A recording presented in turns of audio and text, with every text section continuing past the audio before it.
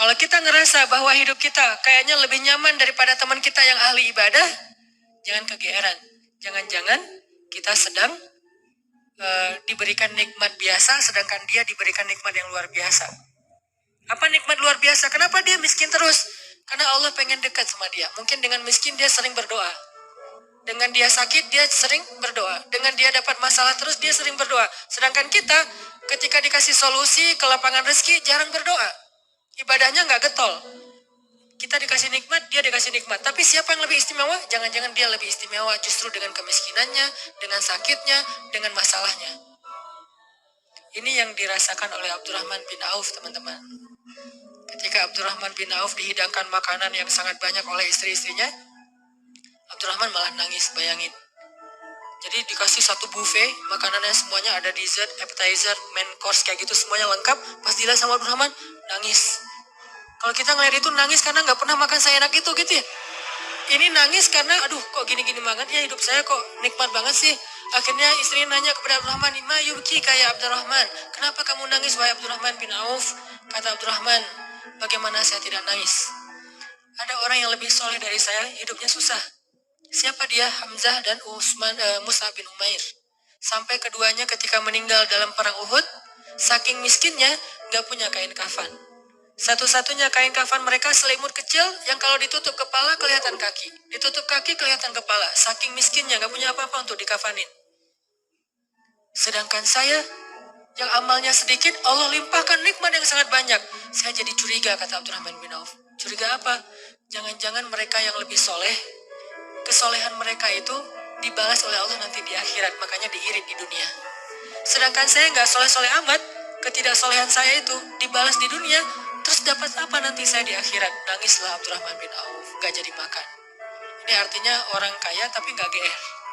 Kalau yang barusan kita baca di surah Al-Kahfi, orang kaya GR. Allah sayang banget ya sama saya. Nanti kalau saya meninggal pasti dikasih yang lebih banyak lagi. Ini teman-teman. Ternyata ukurannya biar kita gak GR itu adalah siapa yang paling dekat kepada Allah. Kalau ada orang kaya dengan kekayaannya rajin sedekah, kita harus acungkan jempol. Oh berarti dia dengan kekayaan itu makin soleh. Kalau kita dengan kekayaan rajin sedekah, rajin bantu orang lain, mudah-mudahan kita husnuzon di sini. Tapi kalau dengan kekayaan kita jadi lalai, jangan kegeeran. Di sini bukan bab husnuzon, tapi bab introspeksi diri. Jangan-jangan kita kena istijraj level 1, walaupun belum level 7.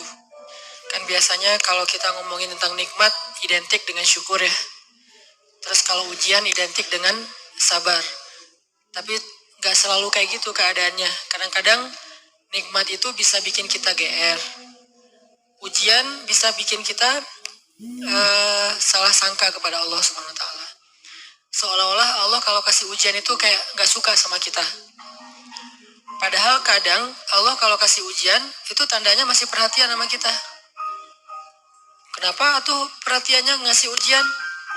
Bisa banyak banget alasannya. Bisa pengen ngapusin dosa-dosa kita, bisa pengen ngangkat derajat kita, walaupun kita nggak usah terlalu kegeeran ke sana, minimal menghapus dosa-dosa ya. Bisa juga emang mungkin hanya dengan cara dikasih ujian, kita rajin beribadah. Dan itu kita banget kayaknya tuh. Kalau lagi banyak masalah, tahajudnya rajin.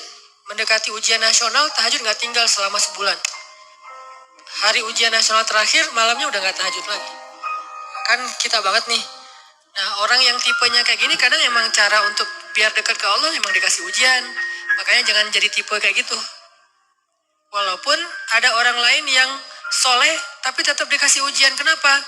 Karena Allah Subhanahu wa Ta'ala benar-benar pengen lebih dekat sama dia. Makanya Nabi bilang asyadun nas balaan al-anbiya summa solehin. Orang yang paling banyak diuji sama Allah itu orang para nabi, kemudian orang soleh, kemudian yang mendekati kesolehan dan seterusnya. Ternyata kadang ketika kita dikasih nikmat, kita tuh jadi kegeeran. Jangan-jangan ternyata nikmat itu bukan sebuah anugerah, justru nikmat itu adalah sebuah istidraj. Gimana kita ngebedain anugerah sama istidraj? Indikatornya sederhana. Seperti apa hubungan kita dengan Allah lewat nikmat itu. Kalau nikmat itu menjauhkan kita dari Allah dan makin nikmat makin jauh, biasa-biasa aja, lempeng dalam urusan agama, berarti nikmat itu adalah istidraj. Kalau nikmat itu bikin kita makin bersyukur, bentuk syukurnya bisa makin dekat ke Allah dalam bentuk ibadah, bisa juga makin banyak manfaatnya ke orang lain dengan berbagi, berarti nikmat itu adalah anugerah. Dua-duanya nikmat, karena dua-duanya dinikmati. Tapi ada anugerah, fadl, ada juga istidraj. Atau kadang-kadang kegeeran kita, kasus yang lain misalnya gini, kayak dalam keluarga ya, dalam keluarga kita berdoa nih, ya Allah mudahkanlah rezeki saya, keluarga saya, pasangan saya, kayak gitu-gitu. Atau anak kita sakit, terus kita berdoa, ya Allah sembuhkanlah anak saya. Yang berdoa malam itu bukan cuma kita loh, orang tua kita berdoa, pasangan kita berdoa, kadang sampai pembantu juga berdoa. Tiba-tiba Allah kasih kita nikmat lewat doa ini. Misalnya anak sembuh, misalnya kita lulus ujian, misalnya dapat kerjaan, terus kita tiba-tiba kegeeran. Ya doa saya diijabah banget ya. Di sini nih kegeerannya nih. Apa ini enggak husnuzon Ustaz? Husnuzonnya kalau Allah maha baik ya, mau mengijabah doa orang yang tidak layak diijabah. Ini husnuzon. Kalau kegeeran, ya alhamdulillah saya orangnya layak diijabah doa ya. Doa saya tuh cepat banget diijabah, lu baru semalam doa, hari ini udah ijabah. Kalau yang diomongin adalah kitanya, itu kegeeran. Kalau yang diomongin adalah kebesaran Allahnya, itu namanya husnuzon, bagian dari tahadus bin ni'mah. Wa amma bi ni'mati rabbika fahadis. Yang dibicarain tuh bukan kita, tapi Allahnya. Atau kalau mau lebih nggak GR lagi, kita berhusnuzonnya bukan cuma ke Allah. Allah maha baik plus, oh ini kayaknya ada doa di dalam keluarga saya nih yang diijabah oleh Allah. Bisa doa ibu, bisa doa ayah, bisa doa pasangan, bisa doa bahkan pembantu yang kita nggak tahu diam-diam dia mendoakan kita. Jadi bukan kitanya yang hebat, yang keren, yang soleh, tapi ada orang lain di sekeliling kita yang soleh kemudian mendoakan sehingga memudahkan urusan kita. Sama kayak dalam dakwah, misalnya saya dengan teman-teman bikin pemuda hijrah nih. Pemuda hijrah ini dulu taklimnya 3 tahun yang lalu paling banyak cuma 30 orang. Selama 8 tahun. Tiba-tiba alhamdulillah Allah berikan keberkahan, jadi rame.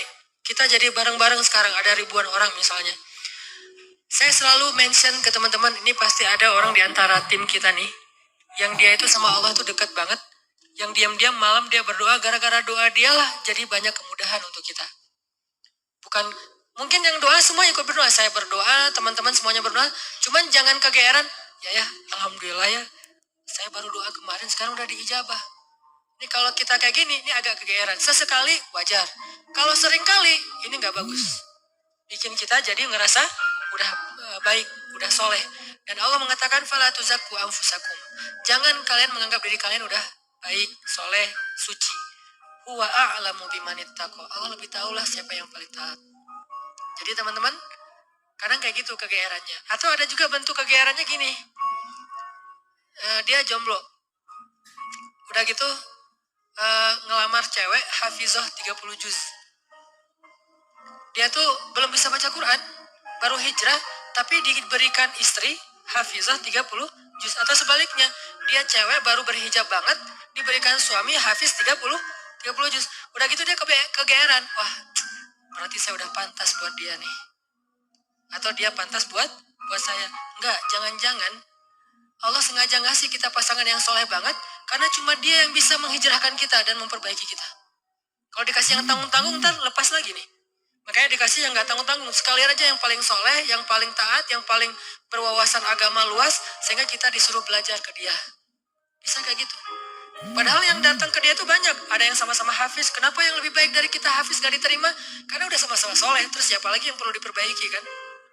Bisa jadi kita justru ketemu dengan orang yang keren, karena Allah pengen memperbaiki kita dengan orang itu, lewat orang itu. Ini biar kita gak kegeeran. Ustadz, kenapa sih harus gitu-gitu amat? Karena itulah sifat orang yang beriman.